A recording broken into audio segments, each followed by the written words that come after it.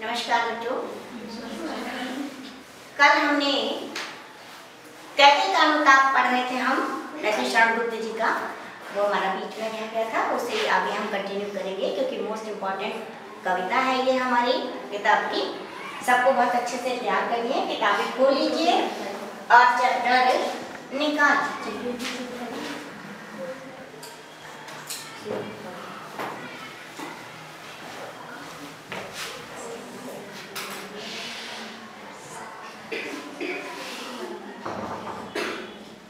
जो हमने अभी तक पढ़ा था वो बच्चों को समझ में आ गया? Yes, ma'am.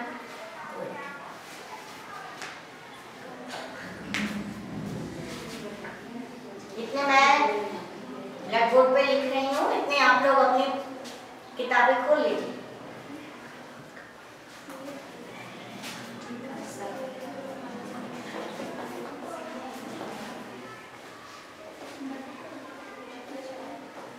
वहीं से स्टार्ट करेंगे जहां से हमने छोड़ा। याद है सबको कहाँ छोड़ा था? Yes, ma'am.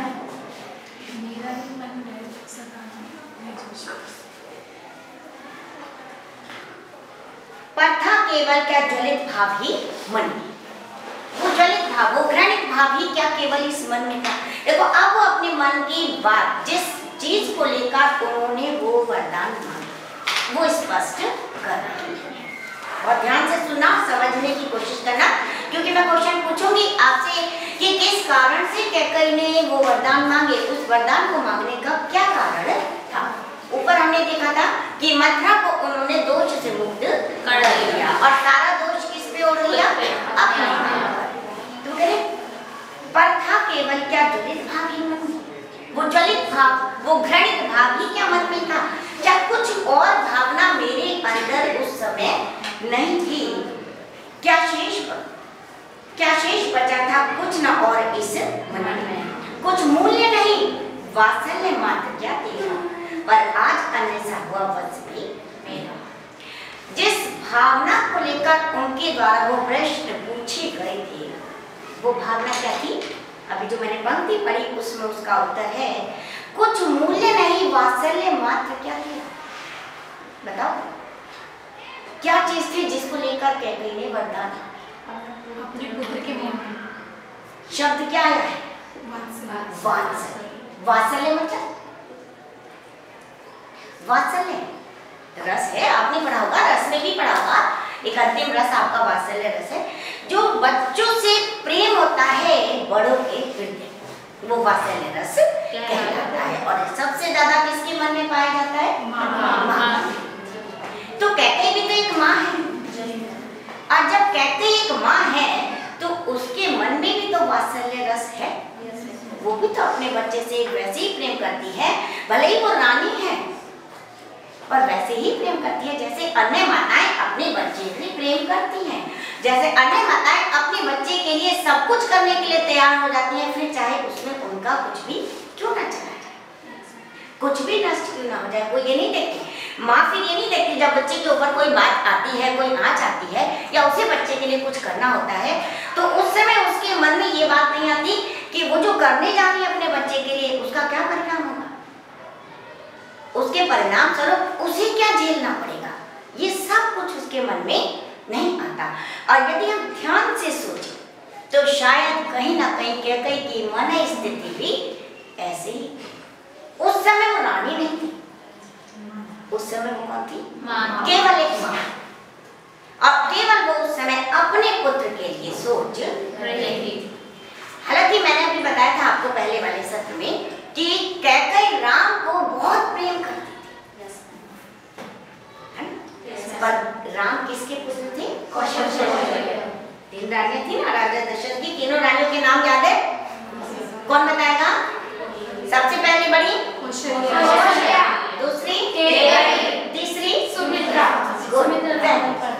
सुमित्रा नंदन पनत नहीं, नहीं।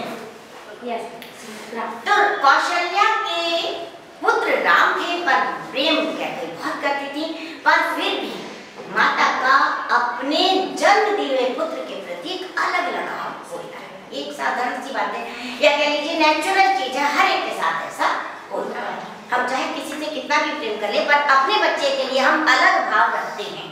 तो वही भाव तो कैकेयी के मन में था। वो कह रही कुछ मूल्य नहीं वात्सल्य मात्र क्या तेरा। जो वात्सल्य भाव मेरे मन में था, जिसको लेकर मैंने वो वरदान मांगी, क्या उस वात्सल्य का कोई मोल नहीं?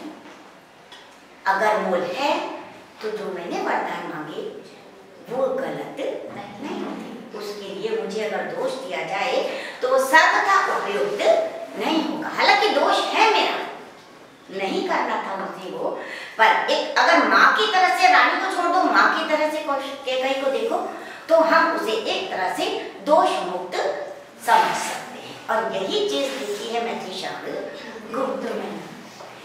कुछ मूल्य नहीं वात्सल्य मात्र क्या तेरा, पर आज अन्य सा हुआ वत्स भी मेरा। अन्य मतलब पराया, परंतु आज तो मेरा अपना वत्स, अपना पुत्र भी पराया हो गया।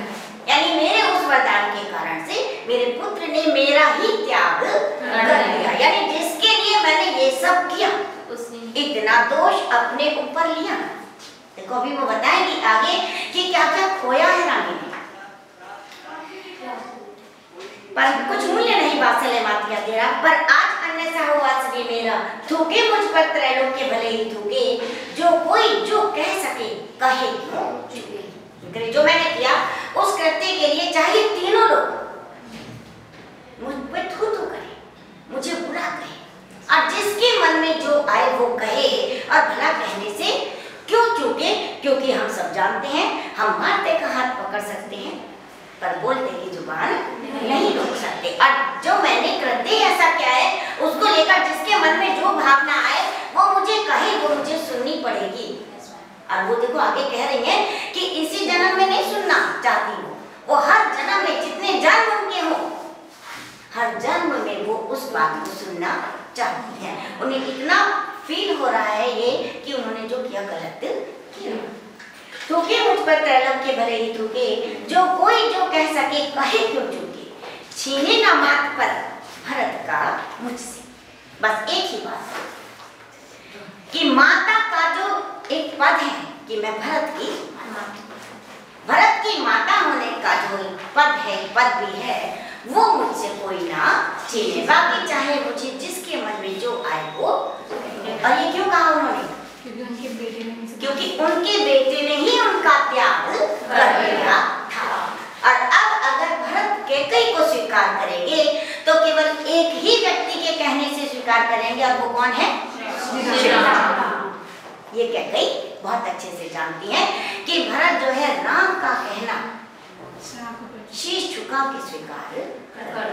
फिर ये नहीं सोचते सही गलत कुछ नहीं, जो उनके मुख से निकल गया वो उन्हें करना ही करना है। ये जानती हैं कैकेयी इतना समझ गई। रे राम दुहाई करूं और क्या तुझसे, यानी वो माता का पद मुझसे ना छीने, ये प्रार्थना कर रहे हैं, ये विनय कर रहे हैं। किससे? राम, मैं इसके अलावा और तुमसे कुछ नहीं कहना चाहूंगी। कहते आते थे अभी यही अभी नरदेही, माता न कुमाता पुत्र को पुत्र बने।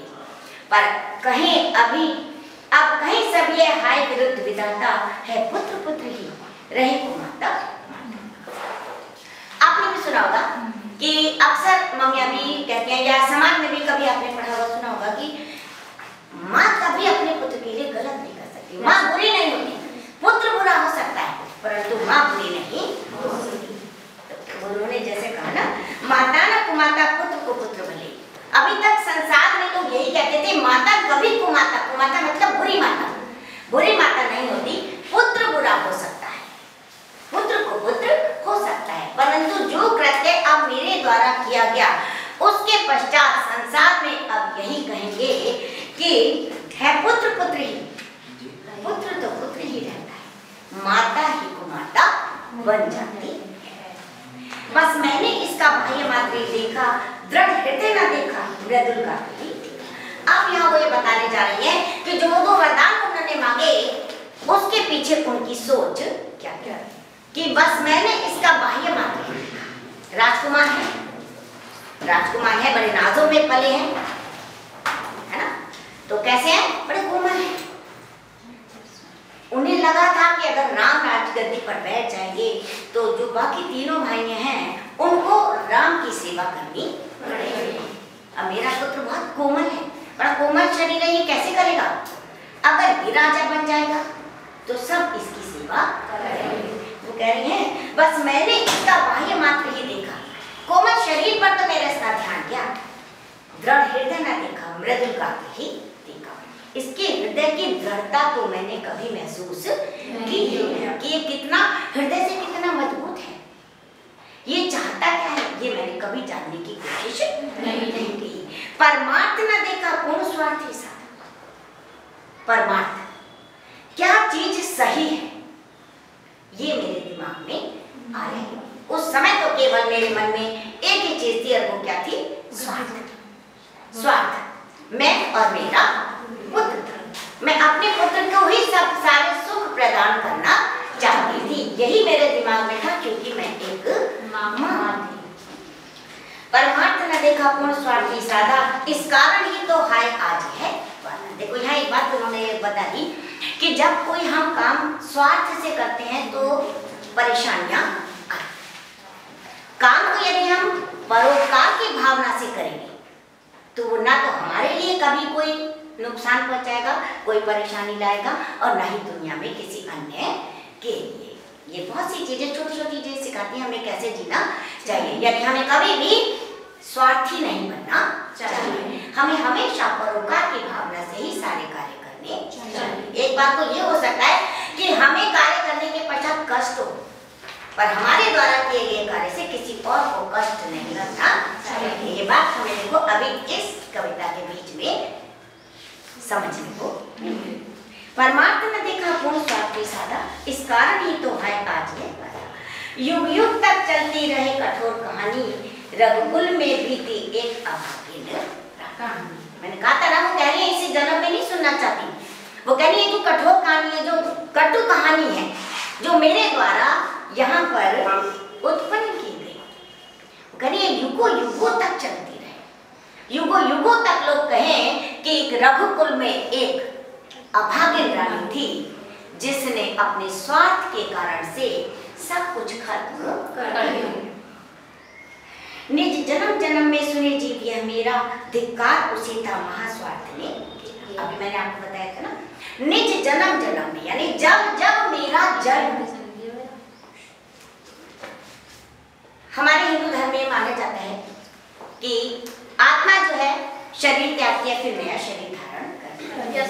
अलग हमारे कई जन्म होते हैं, एक ही जन्म के पश्चात बहुत रेयर लोग होते हैं जो इतने अच्छे कर्म करते हैं अपने उस जन्म में कि वो कभी गलतियां नहीं करते, कोई गलत काम नहीं करते और उन्हें मोक्ष की प्राप्ति हो जाती है। वो तो गिने चुने लोग होते हैं, अन्यथा सभी लोग गलतियां तो कर ही लेते हैं। तो उन गलतियों का फिर परिणाम या तो अगर इस जीवन में मिल गया बहुत अच्छा, नहीं तो फिर भुगतने के लिए अगला जन्म लेना ही लेना है, ऐसी सोच हमारे यहाँ है। तो कह रही है निज जन्म जन्म में सुने जीव यह मेरा, मेरी जो जीव है आत्मा, ये हर जन्म में जब भी जन्म ले वो ये बात सुने, क्या धिक्कार उसे था महास्वार्थ ने मेरा। उस रानी को जो रघुकुल में थी, जिसका नाम क्या था कि वो रानी को धिक्कार है जिसे स्वार्थ ने घेर लिया था, जिसने अपने स्वार्थ को पूरा करने के लिए, अपने स्वार्थ की सिद्धि के लिए इतना सब कुछ, सबको कष्ट और अपने सबसे प्रिय पुत्र को वन भी भेज दिया। और जैसे ही रानी ये बात कहती है कि निज जन्म जन्म में सुने जीव यह मेरा, धिक्कार उसे था महास्वार्थ ने घेरा, वैसे ही सारी सभा एक साथ प्रभु राम के साथ चिल्लाती है, सौ बार धन्य वह एक लाल की माई, जिस जननी ने है जन्म भरत सा भाई। उसकी बात को, उनकी बात को सुनकर प्रभु राम भी ये बात बोलते हैं और उनके साथ साथ सारी सभा चिल्लाती है। देखो कितनी अच्छी बात उन्होंने कही, 100 बार धन्य वह एक लाल की माई, क्या कही कि तो कि वो एक पुत्र को जन्म देने वाली माता 100 बार धन्यवाद की बात है, जिसने भरत जैसे पुत्र को जन्म दिया। कोई और होता, आज का समय होता तो राजगद्दी मिलने पर क्या अपने भाई को लेने जाता? कभी भी नहीं। वो तो आराम से अपना राजपाट संभालता और चाहता कि जो उसका भाई गया है, छोड़ कर गया, वो कभी लौटे भी नहीं। पर ये सत्युग था, यहाँ स्वार्थ नहीं, यहाँ प्रेम की भावना सर्वोपरि। सब एक दूसरे से प्रेम इतना करते थे कि उस प्रेम के कारण से कष्ट कितने ही झेल ले, पर प्रेम में कमी नहीं होनी चाहिए। देखो यही इस कविता के माध्यम से हम समझते हैं राम भरत के लिए जो उनका अधिकार था वो त्याग के चले गए। राम भी तो अड़ सकते थे, राम भी तो कह सकते थे मैं क्यों जाऊं वन, मैंने तो कुछ नहीं किया, है ना। पर जब उन्होंने सुना उनके छोटे भाई को राजगद्दी मिल रही है, वो बहुत प्रसन्न होते हैं और प्रसन्नता पूर्वक वन चले। लक्ष्मण राम से इतना प्रेम करते थे कि वो एक पल के लिए अकेला नहीं छोड़ सकते। लक्ष्मण को वन जाने के लिए नहीं मांगा था, पर वो स्वेच्छा से वन चले। क्या कारण था? प्रेम। उन भाइयों का आपस का प्रेम। भरत को तो बिना कुछ किए राजगद्दी मिल गई, मिली नहीं मिली, पर उन्होंने अपने भाई के प्रेम में, वो जानते थे कि नहीं इसमें मेरा अधिकार नहीं है, इस पे तो मेरे भाई का अधिकार है, जिस पे मेरे भाई का अधिकार है उसे मैं कैसे ले सकता हूँ। उन्होंने राजपाट त्याग दिया। बहुत बड़ी बात होती है एक राज्य का त्याग, और त्यागा ही नहीं, अपने भाई को लौटाने के लिए वो पैदल आपने तुलसीदास जी जब पढ़े थे तो उसमें उन्होंने पढ़ाया चलत फायदे खात फल, पढ़ा ना, बाकी पैदल ही चले जा रहे हैं, नंगे पैर चले जा रहे हैं। नंगे पैर क्यों गए? क्योंकि राम नंगे पैर गए थे, इसलिए वो भी नंगे पैर गए। वो ये महसूस करने के लिए कि कितना कष्ट मेरे भाई ने, मेरी भाभी ने सहा, इसलिए वो भी नंगे पैर गए। रथ हाथी घोड़े सब थे उनके पास, कैसे गए? और छोटे भाई, सबसे छोटे भाई शत्रुघ्न, वो तो अपने भाई भरत के साथ ही रहा करते। जब लौट कर आते, मैं आपको बात वाली कहानी बता दूं, जब लौट कर आते, क्योंकि राम लौटे नहीं थे, उनकी खड़ाऊ लेकर वो आ गए थे और उनकी खड़ाऊ को राजगद्दी पर रख दिया था। और शासन उन्होंने कहाँ से प्रारंभ किया?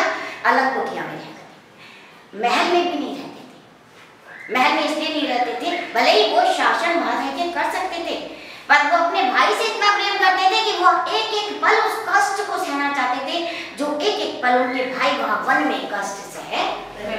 ठीक वैसे ही पूरे 14 वर्ष तक भरत ने कंदमूल फल ही खाए, भोजन नहीं किया। वही किया करते, जमीन पे सोते थे।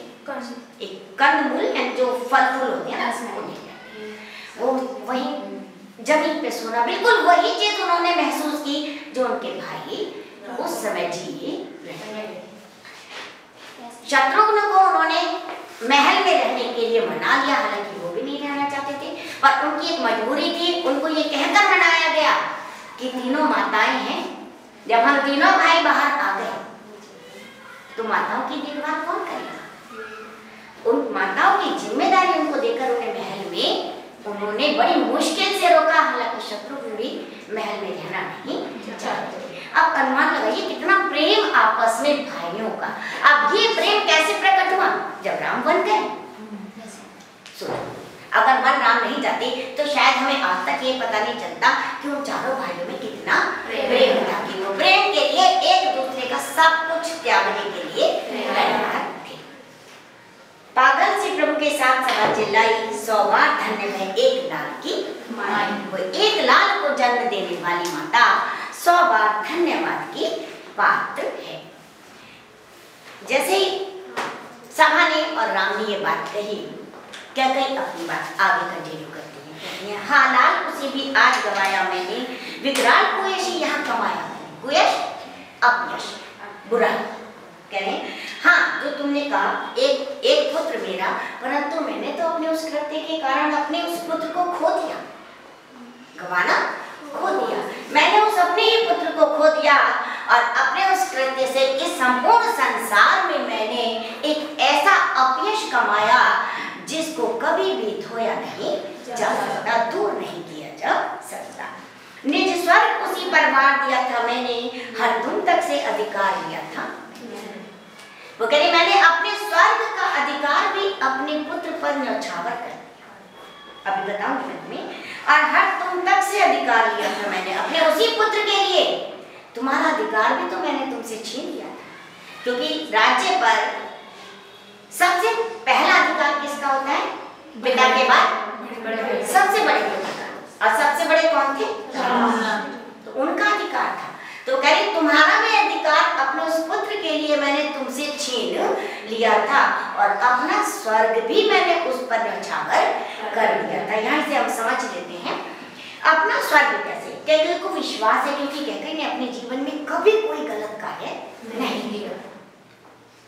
उन कृत्यों के कारण से कैकई को स्वर्ग मिलता मृत्यु के पश्चात, पर वो एक गलत काम, उस गलत कार्य ने कैकई के स्वर्ग के अधिकार को छीन लिया। अब कैकई जानती है कि उन्हें स्वर्ग नहीं नर्क मिलेगा, उन्हें नर्क की यातनाएं झेलनी पड़ेगी। पर वही आज यह दिन हुआ होता है शौकित सबसे हरिण तुल्य, पर वही बेटा जिसके लिए मैंने इतना सब कुछ किया वो दीनों की तरह से, दीन कमजोर दुखियों की तरह से इधर उधर रोता हुआ घूमता है, अर्थात बहुत दुखी रहता है। और कैसे, जैसे एक हिरण होता है, हिरण वन में घूम तो रहा होता है पर बड़ा डरा डरा घूमता है, उसे डर रहता है पता नहीं कब कौन उसका शिकार कर। तो हिरण की तरह से हर समय शंकित रहता है, इसके मन में ये डर रहता है पता नहीं कौन कब आकर उसे क्या कह जाए। श्रीखंड आज अंगार चंद है मेरा, तो इससे बढ़कर कौन दंड है। श्रीखंड कहीं चंदन भी आज मेरे लिए अंगार के सदृश, यानी वो सब वस्तुएं जो शीतलता प्रदान करती हैं वो मुझे आज अग्नि की तरह से जला रही है। भला इससे बड़ा और क्या दंड मुझे प्राप्त। पटके मैंने पदपाणी मोह के नद में, जन क्या क्या करते नहीं स्वप्न में मन। आगे अपनी बात को स्पष्ट कर रही हैं और कह रही हैं पटके मैंने पदपाणी मोह के नद में, मैंने मोह रूपी उस प्रेम रूपी नदी में अपने हाथ पैर बहुत चलाए। तो ऐसा तो लोग बहुत करते हैं, मोह और मद की स्थिति में, मद शराब, जब शराब पी लेता है व्यक्ति तो आपने देखा होगा उसे पता ही नहीं होता वो कर क्या रहा है, बहुत कुछ कर जाता है, बहुत कुछ बोल जाता है, परंतु उसे बाद में याद नहीं रहता उसने क्या किया। ऐसा ही स्वप्न वाली स्थिति में होता है, जब हम सोए हुए होते हैं पता नहीं कौन कौन से स्वप्न देखते हैं, क्या क्या देखते हैं, पर हम कर थोड़ी रहे, कर थोड़ी रहे। तो स्वप्न आँख खुलेगी टूट जाएगा, खत्म हो जाएगा। तो स्वप्न में तो हम बहुत कुछ बुरे बुरे कांड भी कर जाते हैं, करते नहीं करते। तो वो कह रहे हैं जन क्या क्या करते नहीं स्वप्न में बच लोग, स्वप्न और मद की स्थिति में पता नहीं क्या क्या कर जाते हैं, पर उनके लिए उसे दंड थोड़ी दिया जाता है। हाँ, दंड कौन, क्या उसे डरूंगी। अब अभी उन्होंने बताया ना मुझे हर चीज जला रही, सुख शांति शीतलता देने वाली वस्तुएं भी मुझे दुख दे रही है, दग्ध कर रही है। वो कह रही है हाँ दंड कौन, अब मुझे और कौन सा दंड है जिसे पाने से अब मैं डरूंगी। मेरा विचार कुछ दयापूर्ण है, पर जो बात मैं कह रही हूँ, जो विचार मैं अब आपके सामने रख रही हूँ, उन विचारों को सुनकर यदि कुछ दया किसी के हृदय में आए तब भी हाँ दया हंत वे घृणा आवे करुणा वैतरणी सी है आज जानवी। वो कह रही वो दया, वो करुणा, वो कैकई को स्वीकार नहीं, वो दंड स्वीकार करना चाहती हैं, पर जो कुछ वो कह रही हैं उसको कहने के पश्चात यदि किसी के हृदय में कैकई के प्रति दया भाव जागृत होता है और दया भाव के कारण से उसे माफ करता है तो वो उन्हें बर्दाश्त नहीं है। वो ये नहीं चाहती, वो क्या चाहती है उन्होंने पहले ही कहा, निज जन्म जन्म में सुने जीविया मेरा धिक्कार उसे तमा स्वार्थ ने घेरा। कह चुकी है ना, वो हर जन्म में उस दंड को भोगने के लिए तैयार है। वैतरणी सी है आज जानवी, वो नरक की नदी आज वैतरणी नदी की तरह से दिखाई दे रही है, जलाने वाली नजर आ रही है। कर सकती हूँ, सह सकती हूँ चिन्ह नरक सुने सुविचारी, पर मुझे स्वर्ग की दया दंड से, वही बात जो भी ऊपर उन्होंने कही, सह सकती हूँ चिर नरक, लंबे समय तक नरक की यातनाएं सह सकती हूँ, परंतु अपने कृत्य के पश्चात कोई मुझे दया करके माफ करे ये मुझे स्वीकार नहीं। ये सभी यहाँ बैठे हुए जितने भी विचारवान लोग हैं, बुद्धिमान लोग हैं, ये सुन कि जो मैंने किया उसके लिए मुझे दंड ही चाहिए, दया नहीं चाहिए। आगे समझ में? Yes ma'am. ऐसे आगे कंटिन्यू हम पढ़ लेंगे। आपको मालूम है अब हमारे जो पैटर्न है वो क्वेश्चन आंसर वाला है, व्याख्या नहीं आती है। तो इसमें जितने भी मैंने पैराग्राफ बताए हैं, पढ़ाया है, वो 10-10, 12-12 पंक्तियों का एक एक पैराग्राफ आपका आएगा और उन पैराग्राफ में से 5 क्वेश्चन आपको दिए जाएंगे। अगर आपको काव्य का अर्थ मालूम है तो बड़े आराम से वो 5 क्वेश्चन के आंसर आप छांट सकते हैं। एक क्वेश्चन तो कॉमन है, वो पूछेगा कि उपर्युक्त पद्यांश के शीर्षक और कवि का नाम लिखें। तो ये हमें पहचानना है। जैसे हम पहले व्याख्या में संदर्भ लिखा करते थे, अब संदर्भ नहीं पूछा जाता है। अब एक क्वेश्चन के रूप में पूछ लेते हैं, शीर्षक बताइए और किस कवि ने लिखा है ये बताइए। उसके अलावा 4 प्रश्न हैं। उन 4 प्रश्नों को हम इसमें से जो अर्थ जब हम पढ़ लेंगे इसी में हमें आंसर मिलते हैं, कहीं इधर नहीं होता। अब वो 5 क्वेश्चन कितने नंबर के होते हैं? 2-2 नंबर का एक क्वेश्चन 10 नंबर का। मेरे हिसाब से वो फ्री के नंबर होते हैं। ऐसे 10 क्वेश्चन गद्य में आते हैं, 20 नंबर तो हमारे ऐसे ही आते हैं। अच्छा, मैं चाहती हूँ आप सब लोग गद्य के सारे चैप्टर बड़ा अच्छे से पढ़ लीजिए और काव्य आपको जो पढ़ाया जा रहा है और जो आप पढ़े उसको अर्थ समझ लीजिए, क्योंकि जब तक आप काव्य का अर्थ नहीं समझेंगे तब तक आप क्वेश्चन का आंसर देने की स्थिति में नहीं। और ये 20 नंबर बहुत आराम से हर बच्चा प्राप्त कर सकता है अगर उसने क्लासरूम में बहुत अच्छे से मन लगा के पढ़ा। चलिए अब आप अपनी तैयारी करेंगे। जाओ अभी।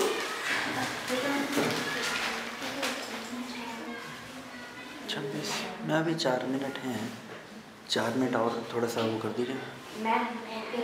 किसी को कुछ पूछना है? हाँ ऐसे कर। आपकी समझ में आया नहीं आया? हाँ खड़े हो और मैम बोर्ड एग्जाम के बारे में। बोर्ड एग्जाम के बारे में संक्षिप्त में बता दें। बोर्ड एग्जाम की तैयारी कैसे करें? देखो एक चीज़ जो टॉपिक चल रहा है उससे रिलेटेड पूछो, इधर उधर का बोर्ड का ये टॉपिक से रिलेटेड जो मैम सर टॉपिक के रिलेटेड।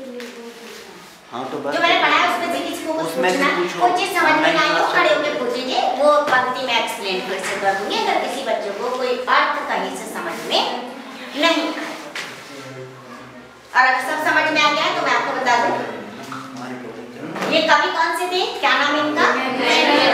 मैथिली शरण के मोस्ट इम्पोर्टेंट कवि।